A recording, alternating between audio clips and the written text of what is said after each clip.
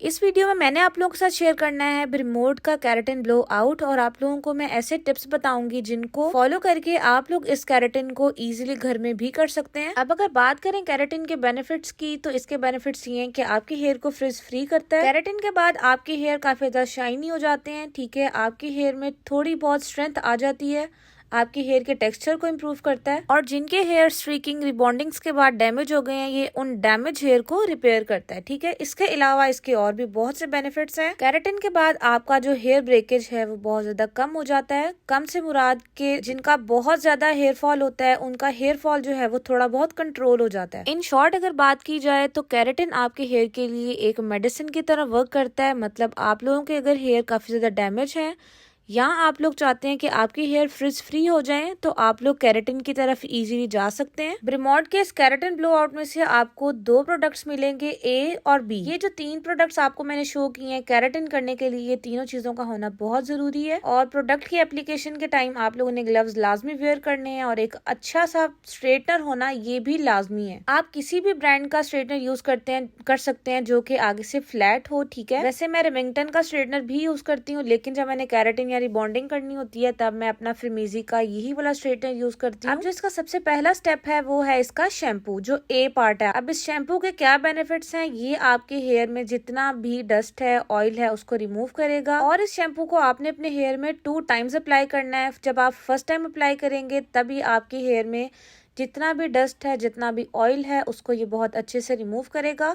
और आप लोग खुद फील करेंगे कि आपके हेयर का जो टेक्सचर है वो थोड़ा बहुत चेंज हो रहा है। हेयर जो है वो काफी ज्यादा आपको रफ फील होंगे। ये स्टेप आपने 2 बार इसलिए करना है क्योंकि फर्स्ट टाइम में तो ये आपके हेयर में से डर्ट वगैरह रिमूव करेगा, और जब सेकेंड टाइम हम इसकी एप्लीकेशन करेंगे उसमें ही आपके हेयर के जो बॉन्ड्स हैं उनको ब्रेक करेगा। लाइक रिबॉन्डिंग में भी सेम यही स्टेप होता है, बट रिबॉन्डिंग में ये है कि आपको जो है फर्स्ट क्रीम अप्लाई करनी पड़ती है, और वो क्रीम इतनी ज्यादा हैवी होती है कि वो आपके हेयर में इतनी ज्यादा इलास्टिसिटी ले आती है। लेकिन केराटिन आपके हेयर को डैमेज बिल्कुल भी नहीं करता। आपके हेयर के लिए ये बहुत अच्छी और बेनिफिशियल चीज है। लेकिन इसका जो शैम्पू का फर्स्ट स्टेप है, ये सेम वैसे ही वर्क करता है जैसे रिबॉन्डिंग की फर्स्ट क्रीम। फर्स्ट टाइम हम लोगों ने हेयर वॉश कर लिए हैं, उनको अच्छे से आपने शैम्पू को हेयर में से रिमूव करना है। सेकेंड टाइम जब आप अपना शैम्पू अप्लाई करेंगे, आपको आपके हेयर का टेक्सचर मजीद रफ फील होगा। इसी से आप लोगों को पता चल जाएगा कि आपके जो हेयर के बॉन्ड्स हैं वो ब्रेक हो चुके हैं। आप लोगों ने 5 से 10 मिनट लगा के अपने हेयर में से शैम्पू को अच्छे तरीके से रिमूव करना है। शैम्पू को रिमूव करने के बाद कोई भी मास्क या कुछ भी कंडीशनर कुछ भी अप्लाई नहीं करना, और टॉवल ड्राई करके आपने हेयर को 80 to 90% ड्राई कर लेना है। आप लोगों ने जब केराटिन क्रीम अप्लाई करनी है तब आप लोगों के हेयर बिल्कुल ड्राई नहीं होने चाहिए, सिर्फ 80% ड्राई हों। थोड़े थोड़े गीले बालों में हम लोग अपनी केराटिन की जो प्रोडक्ट है उसको अप्लाई करेंगे। रिबॉन्डिंग और केराटिन दोनों में लोग बहुत ज्यादा कंफ्यूज होते हैं कि इन दोनों में क्या डिफरेंस है। रिबॉन्डिंग भी, एक्सटेंसो भी एंड केराटिन भी। एक्सटेंसो में भी अक्सर जो लोग हैं वो काफ़ी कंफ्यूज होते हैं कि क्या रिबॉन्डिंग और एक्सटेंसो दोनों सेम चीज़ें हैं। ये दोनों बल्कि तीनों सेम चीज़ें बिल्कुल नहीं है। रिबॉन्डिंग एंड एक्सटेंसो ये दोनों जो चीज़ें हैं ये काफ़ी ज़्यादा हार्ड है आपके बालों के लिए, और रिबॉन्डिंग एक्सटेंसो हर हेयर अपने ऊपर बर्दाश्त नहीं कर सकता। जो बहुत ज़्यादा नॉर्मल, मतलब बहुत थिन हेयर हैं, उन पे अगर आप रिबॉन्डिंग एक्सटेंसो कर देंगे आपका हेयर फॉल स्टार्ट हो जाएगा। स्ट्रॉन्ग हेयर जो हैं उनके ऊपर अगर आप लोग करेंगे तो आप लोगों के हेयर परफेक्ट रह सकते हैं। ठीक है, और उन पे उम्मीद भी होती है कि आप लोगों का हेयर फॉल बिल्कुल भी नहीं होगा। साथ साथ आप लोग एप्लीकेशन भी देखते जाएं। मैंने हेयर के जो हैं वो सेक्शंस कर लिए हैं। अब आप लोगों ने जल्दी जल्दी से अपनी जो केराटिन क्रीम है उसको निकाल लेना है बाउल में। ये बी पार्ट है, ठीक है, इसको आपने थोड़ा थोड़ा निकालना है, जितनी आप लोगों को जरूरत है निकालना है, और आप लोगों ने इसको अप्लाई करते जाना है। एप्लीकेशन के दौरान आप लोगों ने ये ख्याल करना है कि रूट्स तक आप लोगों की क्रीम बिल्कुल भी ना जाए। रूट्स से 1 इंचेस का डिस्टेंस लाजमी है प्रोडक्ट में और हेयर में। ठीक है, अगर आप लोग किसी भी क्रीम की एप्लीकेशन रूट से स्टार्ट करते हैं तो आपका इतना सीवियर हेयर फॉल स्टार्ट होगा। इवन के हम लोग जब कंडीशनर भी अप्लाई करते हैं उसको भी सिर्फ हमें अपनी हेयर की लेंथ में अप्लाई करना चाहिए, स्कैल्प में बिल्कुल भी अप्लाई नहीं करना चाहिए, क्योंकि जितना ज्यादा आपके हेयर में मॉइस्चर आएगा आपका हेयर फॉल उतना ज्यादा बढ़ेगा। आप लोगों ने कोशिश करनी है कि जितनी भी हेयर की लेंथ है आप लोगों ने अपनी स्पीड इतनी रखनी है कि आप लोग 10 से 15 मिनट्स में अपने पूरे हेयर की एप्लीकेशन को डन करें। ठीक है, उसके बाद आप लोगों ने अपने हेयर को 25 मिनट्स का जो है रेस्ट लाजमी देना है। अच्छा, इस जो मेथड का ये डिफरेंस है कि आप लोगों ने क्रीम को हेयर में से वॉश नहीं करना होता। आप लोगों ने क्रीम को हेयर में ही लगा रहने देना है। रिबॉन्डिंग या एक्सटेंसो जब हम करते हैं उसमें हम लोग हर क्रीम जो है उसको लगाने के बाद वॉश करते हैं। अब आप लोग एप्लीकेशन देखते जाएं, मैं आप लोगों को रिबॉन्डिंग और एक्सटेंसो दोनों का डिफरेंस बताती हूँ। रिबॉन्डिंग जो है उसके अंदर सबसे पहले आपके हेयर के बोन्स को ब्रेक किया जाता है, बड़ी हैवी सी क्रीम लगती है, ठीक है। उसके बाद स्ट्रेटनिंग होती है, उसके बाद फिक्सर लगता है। अब रिबॉन्डिंग से ये होगा कि आपके हेयर बिल्कुल डेड स्ट्रेट हो जाएंगे। अब अगर बात करें हम लोग एक्सटेंसो की, तो जो एक्सटेंसो है ये उन हेयर में की जाती है जिनमें ज़्यादा वॉल्यूम नहीं होता, या वो गर्ल्स जो कहती हैं हमें डेड स्ट्रेट हेयर नहीं चाहिए लेकिन हम लोगों को स्ट्रेट हेयर चाहिए, वो लोग फिर एक्सटेंसो की तरफ जाती हैं। एक्सटेंसो में आपके हेयर में थोड़ा बहुत वॉल्यूम लाजमी रहता है। और जो केराटिन है ये आपके डैमेज हेयर की थेरेपी है, यानी आपके डैमेज हेयर को रिपेयर करता है। तो केराटिन रिबॉन्डिंग और एक्सटेंसो दोनों से बेटर है। जो लोग एक्सटेंसो और रिबॉन्डिंग्स करवा करवा के अपने हेयर को डैमेज कर चुके हैं वो लोग केराटिन अपने हेयर की लाजमी करवाएं। केराटिन करने के 6 मंथ तक आप लोगों को हेयर में ऑयलिंग की भी जरूरत नहीं रहती। अब अगर बात करते हैं इनके रिजल्ट्स की कि कितनी देर तक ये स्टे करेगा, इनके रिजल्ट्स कैसे हैं, तो ये इन तीनों प्रोसीजर्स का रिजल्ट जो है आप लोगों को आफ्टर 3 डेज ही मिलता है, ठीक है। 3 दिन तक आप लोगों ने हेयर को वॉश नहीं करना होता। 3 दिन बाद जब आप अपने हेयर को वॉश करते हैं तब आपको रिजल्ट जो है वो नजर आता है। जैसे कि सर्दियों का मौसम था, आपके हेयर को चाहिए होती है हीट। क्रीम को आपने अप्लाई करना है 25 मिनट्स तक, ठीक है। 20 मिनट्स मैंने अप्लाई करने के बाद प्लास्टिक बैग को हेयर पे रखा है और हेयर ड्राई के साथ अच्छे तरीके से इसको हीट दी है ताकि हर हेयर तक इसकी हीट जाए और जो रिजल्ट है वो इंस्टेंट। गर्मियों में आप लोगों को इस प्रोसीजर को करने की बिल्कुल भी जरूरत नहीं है क्योंकि गर्मियों में ऑलरेडी आपके हेयर में से काफी हीट निकलती है। जैसे ही आप प्रोडक्ट लगाते हैं आपके हेयर में से हीट आना स्टार्ट हो जाती है। लेकिन सर्दियों में आप इस मेथड से अगर करेंगे, स्ट्रीकिंग में भी रिबॉन्डिंग में भी, तो आपके हेयर का जो रिजल्ट है वो जल्दी आएगा। इस वीडियो में मैंने आप लोगों को हेयर का एंड जो रिजल्ट है, फाइनल रिजल्ट 3 दिन बाद, वो भी दिखाना है, इसलिए आप लोगों ने वीडियो को स्किप बिल्कुल नहीं करना। ये जो हेयर ड्रायर का टूल है ये इस प्रोसीजर के लिए लाजमी है। कुछ लोग जो हैं वो हेयर को ऐसे ही ड्राई कर लेते हैं, लाइक जैसे हम लोग गीले बालों को ड्राई मैंने सबसे फर्स्ट स्टेप पे किया था वैसे ही कर लेते हैं, लेकिन वैसे जो है क्रीम आपके हेयर में अच्छे से मर्ज नहीं होगी, अच्छे से एब्जॉर्ब नहीं होगी। इसलिए आप लोगों ने क्या करना है कि आप लोगों ने लाइट लाइट जो हेयर के सेक्शन लेते जाने हैं उसको आपने ब्लो ड्राई के साथ अच्छे तरीके से ड्राई करना है। जैसे हम लोग हेयर का ब्लो आउट करते हैं, लाइक स्टाइलिंग करते हैं, उस तरीके से आपने थोड़े थोड़े से सेक्शंस लेते जाने हैं और अपने इस ब्रश के साथ अपने हेयर को अच्छे तरीके से ड्राई करना है। जो सबसे फर्स्ट स्टेप था तब हम लोगों ने 80% हेयर को ड्राई किया था और उसके बाद केराटिन क्रीम अप्लाई की थी, लेकिन इस स्टेप पे आके आप लोगों ने अपने हेयर को 100% ड्राई करना है, कहीं से भी आपका हेयर वेट ना हो। और क्रीम को मैंने वॉश नहीं किया, 25 मिनट्स तक मैंने क्रीम को अप्लाई करने के बाद ब्लो आउट के साथ मैं अच्छे तरीके से ड्राई कर रही हूँ। लेकिन अभी आप लोगों को लग रहा होगा कि हेयर में क्रीम बिल्कुल नहीं है, और वो क्रीम इसलिए नहीं शो हो रही क्योंकि मैं हेयर को अच्छे तरीके से ड्राई कर रही हूँ। और अगर आप लोग देखें तो हेयर में आपको छोटे छोटे व्हाइट पार्टिकल्स नजर आ रहे हैं, ये हेयर की डैंड्रफ बिल्कुल नहीं है, ये वही क्रीम है। जब आपकी क्रीम आप ड्राई करते हैं वो ड्राई होने के बाद ऐसे थोड़ा पाउडर फॉर्म में आ जाती है, लेकिन जिस क्रीम ने आपके हेयर के अंदर एब्जॉर्ब होना होता है वो एब्जॉर्ब हो जाती है और जो एक्स्ट्रा क्रीम है वो ऐसे पाउडर की फॉर्म में आपके हेयर में से निकल जाती है। हर किसी का केराटिन रिबॉन्डिंग एक्सटेंसो करने का मेथड डिफरेंट होता है। अगर आप लोग और केराटिन सर्च करेंगे उसमें आपको इस तरीके से हेयर ड्राइंग वाला मेथड शायद ना मिले, क्योंकि अक्सर जो मैंने वीडियोस देखी हैं उसमें वो लोग सिंपली जैसे हेयर को ड्राई करते हैं वो वैसे हेयर में ड्राई को करते रहते हैं, लेकिन उसका जो नुकसान है वो ये होता है कि आपके हेयर जो हैं वो अंदर से वेट रहते हैं, ठीक है, अच्छे तरीके से ड्राई नहीं होते। और जब आप इन पे स्ट्रेटनिंग करेंगे तो हेयर वेट होने की वजह से आपका जो हेयर है वो काफ़ी ज़्यादा बर्न भी हो सकता है।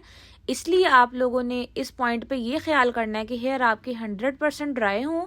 यहाँ पे आप लोग देख भी सकते हैं कि कहीं से भी मेरा जो हेयर है वो गीला नहीं है, और 30 to 40% जो हेयर मेरा स्ट्रेट भी हो चुका है। और इसी पॉइंट से आपको आपके हेयर में काफ़ी ज़्यादा सॉफ्टनेस फील होगी।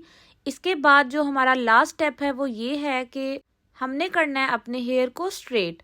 अब ये वाला procedure same Xtenso and rebonding जैसा है। आप लोगों ने बिल्कुल बारीक बारीक से सेक्शंस लेने हैं और उनको आपने स्ट्रेट करना है। अब स्ट्रेटनर को मैंने अपने 220 डिग्री पे कर लिया है, क्योंकि मेरे जो क्लाइंट के हेयर हैं वो काफ़ी ज़्यादा स्ट्रॉन्ग हैं, इसलिए मैं इसको फुल करके फिर अपने हेयर की जो स्ट्रेटनिंग है उसको स्टार्ट करूंगी। अगर हेयर की कंडीशन इतनी ज़्यादा स्ट्रॉन्ग नहीं है, आप लोग खुद नोट कर सकते हैं, जब आप किसी हेयर पे वर्क करते हैं आप लोग हेयर की कंडीशन को उसी टाइम देख लेते हैं तो आप लोग इसको 180 या 160 डिग्री पे रख के भी स्ट्रेट कर सकते हैं। और आप लोगों ने एक स्ट्रैंड को 8 से 10 बार लाजमी स्ट्रेट करना है। जितनी अच्छी आपके हेयर की स्ट्रेटनिंग होगी उतनी अच्छी जो है वो हेयर की शाइन आएगी, और जो भी आपका प्रोडक्ट होगा वो उतने अच्छे से आपके हेयर के अंदर मर्ज होगा। हेयर की जो स्ट्रेटनिंग है उसका आप लोगों ने यही मेथड फॉलो करना है। आप लोगों ने छोटे छोटे से सेक्शंस लेते जाने हैं। आप चाहे किसी की हेल्प भी ले लें, लेकिन यहाँ पे मैंने क्लिप्स अप्लाई की हैं और मैं बिल्कुल बारीक बारीक से हेयर के सेक्शन ले रही हूँ। और हर सेक्शन को, जैसे कि मैंने आप लोगों को बताया, 8 से 10 बार आपने एक स्ट्रैंड को लाजमी स्ट्रेट करना है। और यहाँ आप लोगों को मैंने हेयर की शाइन भी दिखाई है कि इतने अच्छे से आप लोगों ने हेयर की स्ट्रेटनिंग करनी है कि जैसी शाइन मेरे क्लाइंट के हेयर में आई है वैसे ही आप लोगों के हेयर में भी आए। और इस प्रोसीजर के लिए आप लोग कोशिश करें कि आप लोग जो भी स्ट्रेटनर लें वो आगे से बिल्कुल फ्लैट हो। आजकल काफ़ी ज़्यादा स्ट्रेटनर्स हैं जो कि आगे से राउंड होते हैं, ठीक है, और वो कैरेटिन या रिबॉन्डिंग के लिए सूटेबल नहीं होते। मतलब आप लोग सही से उसे स्ट्रेटनिंग नहीं कर सकते। जितना ज़्यादा आपका फ्लैट स्ट्रेटनर होगा उतना ही ईजिली आप लोग अपना स्ट्रेटनिंग का जो प्रोसीजर है उसको कर सकेंगे। ये जो मैं स्ट्रेटनर यूज़ कर रही हूँ ये फिरमेजी का है। आप लोगों को किसी भी मेकअप स्टोर या किसी भी मॉल से ईजिली मिल जाएगा।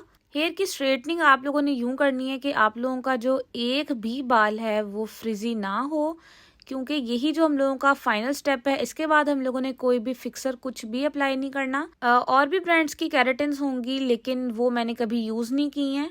इंशाल्लाह मैं वो भी जब यूज़ करूंगी आप लोगों के साथ उनका रिजल्ट लाजमी शेयर करूंगी। अक्सर क्रीम्स के साथ उनके फिक्सर क्रीम्स भी मिलती हैं कि जब आप लोगों ने हेयर की स्ट्रेटनिंग कर देनी है लास्ट में आप लोगों ने फिक्सर भी अप्लाई करना है। लेकिन ये प्रीमोड की केराटिन ब्लो आउट में ऐसा कुछ भी नहीं है। इसका मेन स्टेप स्ट्रेटनिंग ही है, ठीक है। आप लोगों ने प्रोडक्ट को स्ट्रेटनिंग के साथ ही हेयर के अंदर जो है वो मर्ज करना है। हेयर का आप ऐसा कोई भी ट्रीटमेंट ले रहे हैं, एक्सटेंसो, केराटिन, रिबॉन्डिंग, कुछ भी, उसकी केयर सेम है, ठीक है। आप लोगों ने 3 दिन अपने बालों को बिल्कुल भी वेट नहीं करना। हर 2, 3, 4 घंटे बाद आप लोगों ने अपने हेयर में अच्छे तरीके से कॉम्ब लाजमी करनी है। हर डायरेक्शन में आपने हेयर पे कॉम्ब करनी है। लेग सर को नीचे बेंड करके, लेफ्ट साइड पे, राइट पे, फ्रंट से बैक पे, ठीक है, ताकि आपके हेयर में अगर कोई वेव आ रहा है तो कॉम्ब करने से वो वेव खत्म हो जाए। और जब आपने सोना है तो बालों को अपने नीचे लेके बिल्कुल नहीं सोना। बालों को आपने फैला के, लाइक आप पिलो के ऊपर रख लें या कोई भी ऐसी केयर हो कि बाल आपके नीचे ना आए। अगर तो बाल आपके नीचे आ गया, जहाँ पे वेव आ जाएगा, फिर जब आप 3 डेज बाद अपने हेयर को वॉश करेंगे तो वो ट्रीटमेंट करने वाले का कोई भी कसूर नहीं होगा। ये आपकी अपनी मिस्टेक होगी कि आप लोगों ने हेयर की जो केयर अच्छी नहीं की, और जब आप हेयर को वॉश करेंगे हेयर में वेव आएगा, ठीक है। तो ये केयर आप लोगों ने खुद लाजमी करनी है, क्योंकि जब आप हेयर को वॉश करते हैं आफ्टर 3 डेज, मतलब 72 आवर्स आपने हेयर को देने होते हैं। केराटिन में भी सेम यही चीज़ है कि आपने आफ्टर 72 आवर्स अपने हेयर को वॉश करना है। हेयर में जो है वेव बिल्कुल ना आए, आपका बाल गीला बिल्कुल ना हो। यहाँ पे ऑलमोस्ट मेरी स्ट्रेटनिंग कंप्लीट हो चुकी है। पूरे बालों की स्ट्रेटनिंग करने के बाद मैंने एक दफ़ा फिर से पूरे बालों में अच्छे तरीके से स्ट्रेटनिंग की है। फिर मैं वही बात रिपीट कर रही हूँ, जितनी अच्छी आपकी हेयर की स्ट्रेटनिंग होगी, आपके जो हेयर का रिजल्ट है ट्रीटमेंट का, वो उतना ही अच्छा आएगा। और ये था जी मेरे हेयर का फाइनल रिजल्ट, मतलब जब मैंने अपने हेयर की पूरी स्ट्रेटनिंग डन कर दी है। और यहाँ आप लोग खुद भी फील कर सकते हैं कि मेरे हेयर कितने ज़्यादा स्मूथ हो चुके हैं, बिल्कुल भी वेवी नहीं है, कहीं पे भी आपको वेव नहीं नज़र आ रहा, और ना ही आपको हेयर बर्न हुए हुए लग रहे हैं।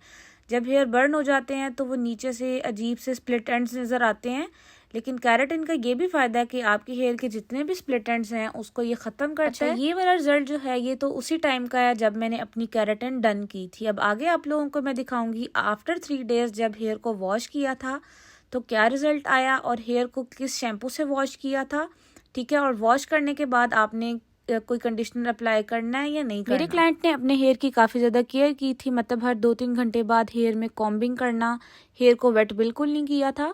उसके बाद जब 3 दिन बाद हेयर को वॉश किया है तो हेयर में विंसे का शैम्पू यूज़ किया है।